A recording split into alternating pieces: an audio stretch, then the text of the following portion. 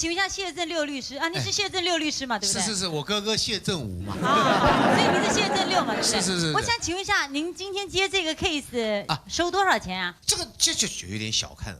我这个人有的时候是凭交情，有的时候是凭感觉的。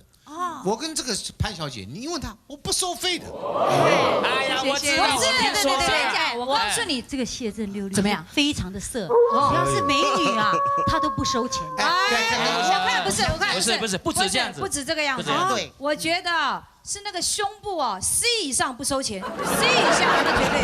哎，对，他是谢振武的弟弟，对不对？对，谢振六，这要求啊，这要求。我跟你讲哦，上次来这个讲到那个 ABC， 我才想到，因为我迄阵那一款小小啊代志呢，一只狗啊胖去哦，要切哦，我要请啉咖啡哦，开价钱10万块呢。请他喝咖啡10万哦，你去当做我啥？这不是跟我们动作。我那